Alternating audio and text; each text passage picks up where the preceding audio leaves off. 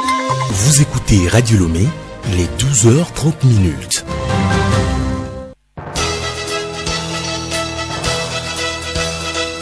Le journal Léontine Atogima. Bonjour à tous. Au sommaire de cette édition, Journée mondiale de lutte contre le paludisme ce 25 avril, les autorités appellent à innover pour réduire la charge du paludisme et sauver des vies. La sensibilisation sur l'utilisation des moustiquaires imprégnés est également au cœur de cette célébration. Célébration des 102 ans d'indépendance du Togo, la série de dossiers dans le cadre de cet événement se poursuit. Dans cette édition, vous suivrez l'évolution du Togo dans les domaines économiques, éducatifs et sanitaires. En France, après l'élection présidentielle, place aux législatives.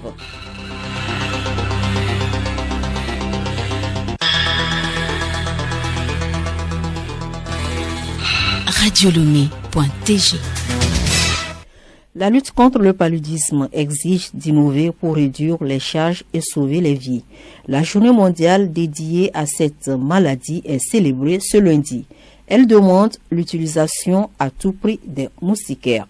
Mathieu Aoui, chargé de la lutte anti-larvaire au ministère de la Santé.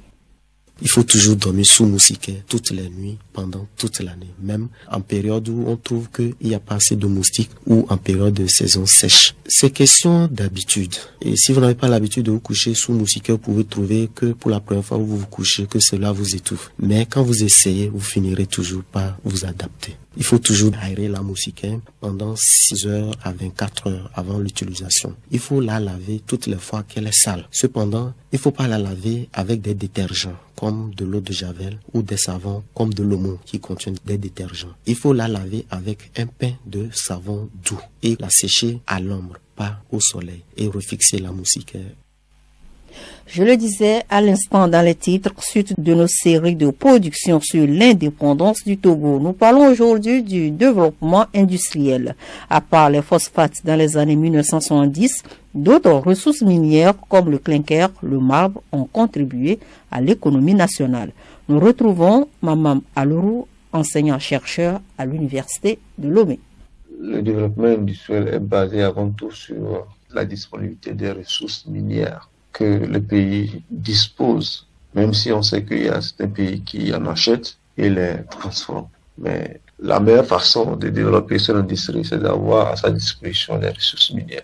Et les seules ressources minières que le Togo a et exploite, c'est les phosphates, le clinker, le marbre, le fer est en début d'extraction. Les ressources minières togolaises sont extraites et vendues de façon brute aux pays qui les transforment. Donc, les ressources minières continuent à impacter l'économie du Togo, tout comme cela est le cas dans la plupart des pays africains. Un autre sujet sur l'indépendance du Togo, le secteur de la santé. L'accroissement démographique a été une priorité à l'époque coloniale. Cette politique s'est poursuivie après l'indépendance en 1960 par les autorités sanitaires. Le professeur Alonou Kokou Benjamin apporte des détails de cette politique sanitaire de 1960 à nos jours. Il est interrogé par Alice Berthe Barandao. Le Togo comptait en 1921 700 000 habitants et en 1946 918 000 habitants. L'accroissement de la population amorcé en période coloniale va s'accentuer de plus en plus après les indépendances, ce qui montre que les services de santé ont commencé à produire des pluies. Au demeurant, on constate que la politique de santé à l'époque coloniale a consisté à lutter contre les causes de mortalité, les grandes endémies. Et cette politique a porté des fruits, notamment après les années 1960, avec l'augmentation de la population qui est remarquable à partir des années 71 jusqu'à nos jours. On constate que la population est sans cesse croissante. Le dernier dossier de cette édition concerne le secteur de l'éducation. Plusieurs politiques et réformes ont été menées dans ce secteur depuis 1960 pour répondre à un enseignement de qualité. Charlotte Ahar. La politique éducative développée sous la colonisation s'est poursuivie après l'indépendance de 1960. Elle a consisté à développer des programmes scolaires de 1960 à 1975, date à laquelle l'Université du Bénin, actuelle Université de Lomé, a été créée. Depuis 2000, le gouvernement s'active pour une éducation quantitative et qualitative. Il s'agit d'abord de parvenir à une éducation universelle, d'étendre la couverture préscolaire aux milieux ruraux et pauvres, de développer un cycle secondaire de qualité avec des cours techniques professionnels. L'autorité poursuit ses efforts pour un enseignement supérieur moderne, l'objectif étant de parvenir à réduire sensiblement le taux d'analphabétisme. Pour y parvenir, plusieurs réformes ont été menées en termes d'harmonisation des programmes répondant aux attentes du marché de l'emploi. Merci à vous, Charlotte. Le miroir d'un peuple, elle reflète les manières de vivre. L'identité culturelle détermine la vie d'une nation ou d'un pays. Après 102 ans d'indépendance, peut-on dire que le Togo a une identité culturelle? Les réponses dans ce magazine de Geneviève Pogno. Selon les spécialistes, le Togo a une identité culturelle. Elle constitue une tradition vivante héritée des générations et transmet des valeurs comme les arts, l'habillement, les pratiques sociales, les rituels, événements festifs comme Evala et Pisoso ou encore des modes de vie des communautés. Professeur Anate Kouméalo des universités du Togo. Oui, le Togo a une identité culturelle. Si je vois un Togolais, je sais, et que je l'entends parler, quelle que soit la langue du Togo qu'il parle, je sais que c'est un Togolais. Parce que nous avons une manière d'être, une manière de faire. Nous avons des valeurs qui nous définissent parce que la culture dans laquelle vous baignez vous forme et vous formate et vous identifie et permet de vous distinguer d'une autre personne. Cette identité culturelle se traduit de diverses manières. Aruna Madohona, directeur du livre et des bibliothèques. Cette identité-là est constituée de plusieurs éléments au niveau de la musique togolaise.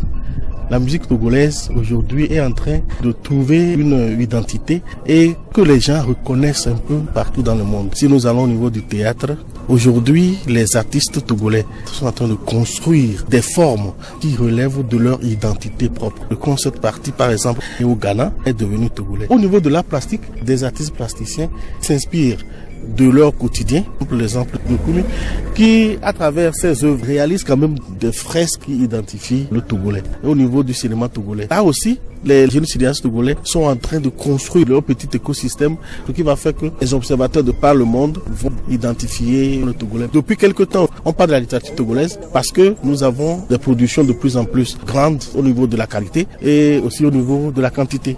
Étant fragile, l'identité culturelle togolaise nécessite une préservation. Retrouvons Aruna Madohona. Pour que cette identité soit visible, il faudrait qu'elle soit acceptée. D'abord, la volonté des créateurs, la volonté de toute la population d'avoir quelque chose qui leur appartienne.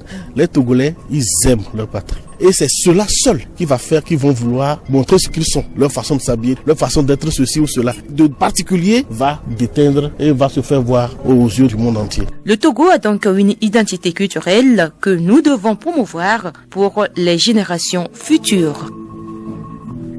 Geneviève Pogno, suivons à présent le programme des activités inscrites au programme de la célébration de cet événement avec Nathalie Panegué. Dans le cadre de la célébration du 62e anniversaire de notre indépendance et pour tenir compte de l'état d'urgence sanitaire encore en vigueur relativement à la lutte contre la propagation de la pandémie à la COVID-19, les différentes manifestations y relatives se feront comme suit. Mardi 26 avril 2022, 18h, ranimation de la flamme de l'indépendance par son Excellence M. Faure Essozi Nanya Singbe, président de la République. Seules les personnes suivantes y prendront part. Il s'agit des présidents des institutions de la République, des membres du gouvernement désignés, des membres du bureau de l'Assemblée nationale, des personnalités civiles invitées, du général, chef d'état-major général des FAT, des chefs d'état-major des armées. Mercredi 27 avril 2022, à Lomé, 8h30, défilé militaire présidé par son Excellence M. Faure Essozi Nanya Singbe, président de la République, à la place des fêtes. Seules les personnes suivantes détentrices de cartes d'invitation y prendront part. Il s'agit des présidents des institutions de la République, du général chef d'état-major général des FAT, des membres du gouvernement, des personnalités civiles distinguées, des membres du corps diplomatique, consulaire et des représentants d'organisations internationales, des députés à l'Assemblée nationale, des chefs d'état-major des armées et des officiers généraux, des officiers supérieurs des FAT, des directeurs généraux d'institutions et de sociétés, des directeurs de cabinet et secrétaires généraux, des membres d'institutions de la République, des préfets et des maires, des représentants des partis politiques, des autorités religieuses et traditionnelles. La mise en place doit être terminée à 7h30 dans les chefs-lieux de région. 7h, défilé militaire par les éléments des forces de défense et de sécurité présents. Seules les personnes suivantes y prendront part. Il s'agit des préfets, des députés à l'Assemblée nationale présents, des maires, des conseillers municipaux, des responsables administratifs, des responsables des partis politiques, des chefs de canton, des responsables religieux. Signé le ministre d'État Payadoua Boukwesi. Le journal Léontine Atogima. Hors de nos frontières, notamment en France, les candidats malheureux à la présidentielle font déjà la cour au président réélu. Emmanuel Macron disposera-t-il au matin du 20 juin d'une majorité absolue de 289 députés pour gouverner ou devra-t-il composer avec d'autres forces politiques? La réponse dans 2 mois. En rappel, Emmanuel Macron, réélu pour un mandat de 5 ans, sera investi avant le 13 mai à minuit, date de la fin de son premier quinquennat.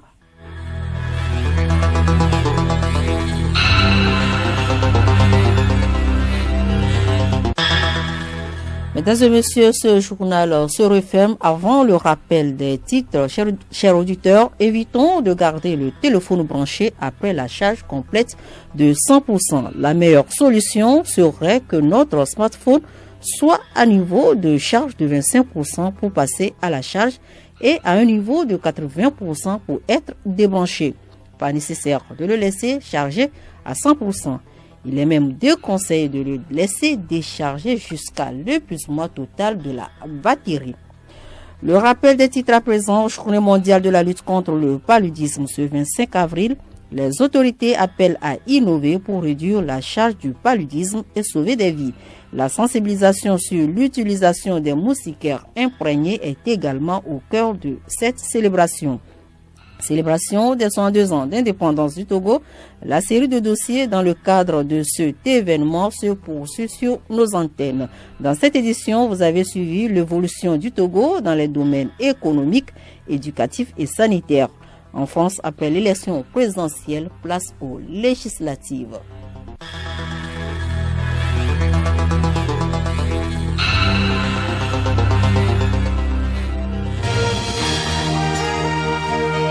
Radio Lomé, boîte postale 434, email radiolomé@radiolomé.tg. Radiolomé.tg